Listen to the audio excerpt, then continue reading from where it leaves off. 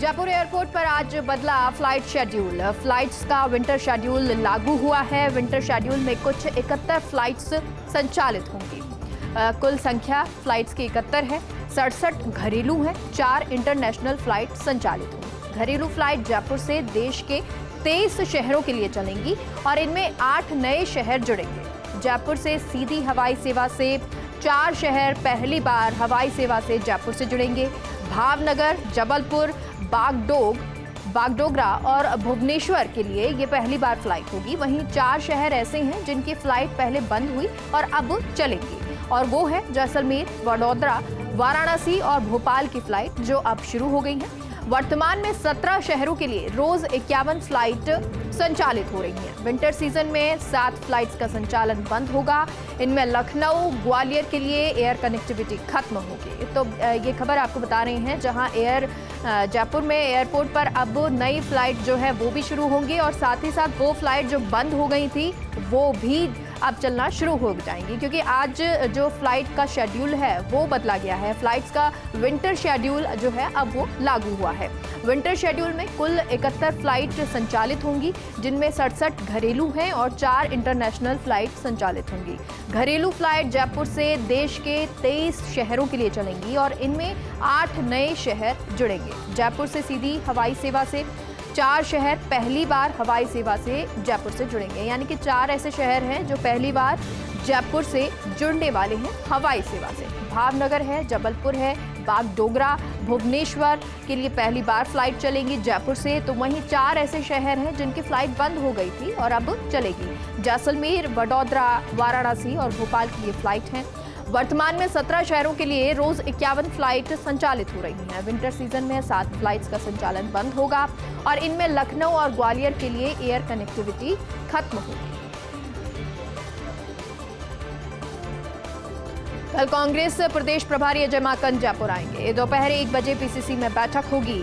सदस्यता और जन जागरण अभियान को लेकर ये बैठक, मुख्यमंत्री गहलोत और अजय माकन बैठक में मौजूद रहेंगे। पीसीसी चीफ गोविंद सिंह डोटासरा शामिल होंगे।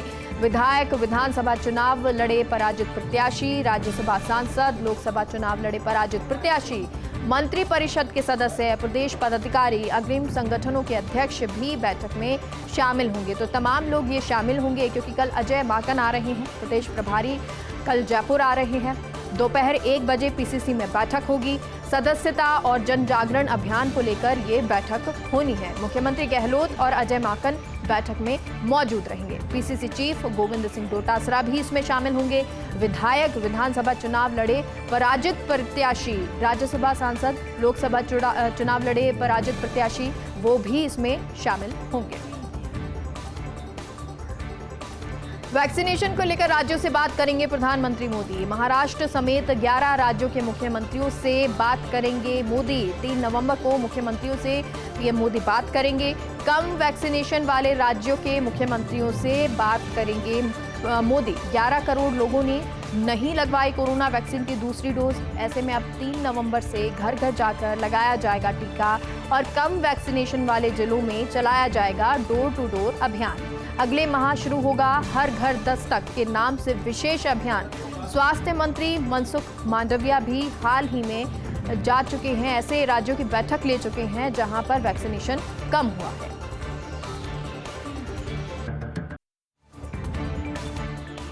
ब्रेक के बाद एक बार फिर से आप सभी का स्वागत है और एक बार चलिए फिर से शुरू करते हैं ब्लास्ट खबरों का। पाकिस्तान की ओर से आने वाली हवाएं बढ़ाएंगी प्रदेश में गर्मी। भाई दूज तक देखने को मिल सकता है इसका असर। तापमान 34 डिग्री तक पहुंचने के आसार हैं। 12 साल में अक्टूबर सबसे कम ठंडा रहा है। जयपुर में 6 नवंबर तक प्रदेश में मौसम पूरी तरह साफ रहेगा।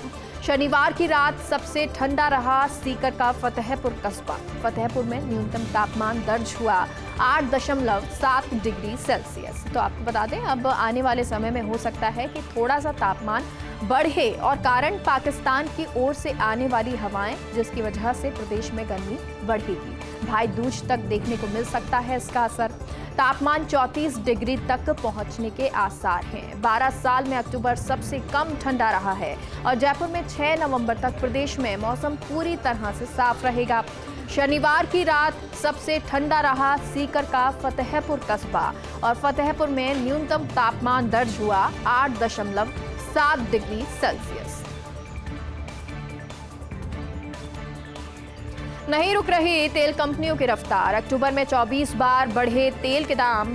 पेट्रोल 116 रुपये 67 पैसे और डीजल 107 रुपये 98 पैसे प्रति लीटर पहुंची है इसकी कीमत। प्रतिदिन अपना ही रिकॉर्ड तोड़ रही हैं पेट्रोल डीजल की कीमतें। इतिहास में पहली बार एक महीने में हुई 24 बार तेल की कीमतों में बढ़ोतरी। वैश्विक ब्रोकरेज हाउस गोल्डमैन के अनुसार अभी और बढ़ सकते हैं तेल के दाम, यानी कि अभी भी आम आदमी को राहत नहीं मिलेगी। हो सकता है कि अभी भी तेल के दाम और बढ़ें क्योंकि अभी भी तेल कंपनियों की रफ्तार नहीं रुक रही है। अक्टूबर में 24 बार तेल के दाम बढ़े हैं। पेट्रोल 116 रुपये 67 पैसे तो वहीं डीजल 107 रुपये 98 पैसे प्रति लीटर पहुंचा है।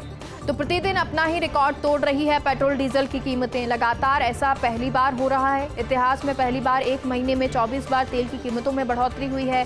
वैश्विक ब्रोकरेज हाउस गोल्डमैन के अनुसार अभी और तेल के दाम बढ़ सकते हैं। कांग्रेस और तृणमूल कांग्रेस के बीच लगातार बढ़ती दूरियां। तृणमूल कांग्रेस को बंगाल के क्षेत्रीय पार्टी मानती है कांग्रेस, लेकिन तृणमूल कांग्रेस की राष्ट्रीय स्तर पर उभरने की तैयारी है। गोवा, त्रिपुरा, उत्तर प्रदेश के कई कांग्रेस नेता हाल ही में तृणमूल में शामिल हुए हैं और अब गोवा में चुनाव लड़ रही तृणमूल, जहां कांग्रेस का जनाधार है। तृणमूल कांग्रेस के लिए चुनावी रणनीति बना रहे प्रशांत किशोर।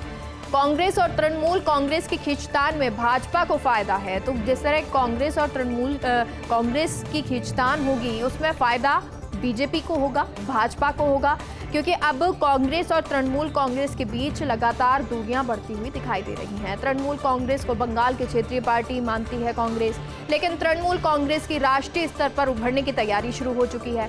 गोवा, त्रिपुरा, उत्तर प्रदेश के कई कांग्रेस नेता हाल ही में तृणमूल में शामिल हुए हैं और अब गोवा में चुनाव लड़ रही तृणमूल, जहां कांग्रेस का जनाधार है, तो तृणमूल कांग्रेस के लिए चुनावी रणनीति बना रहे हैं प्रशांत किशोर।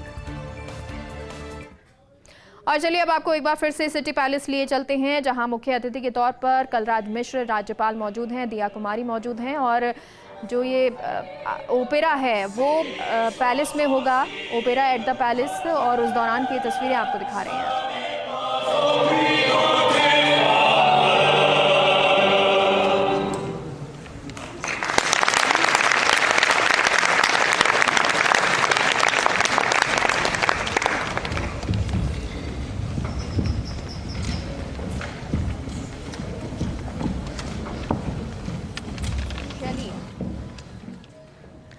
ओपेरा भी ये सभी बच्चे जो गा रहे थे एक शैली गाने की और उसी को प्रस्तुत करते हुए यहाँ मुख्य अतिथि के सामने, और साथ ही साथ आपको बता दें अलग अलग प्रस्तुतियाँ और होंगी।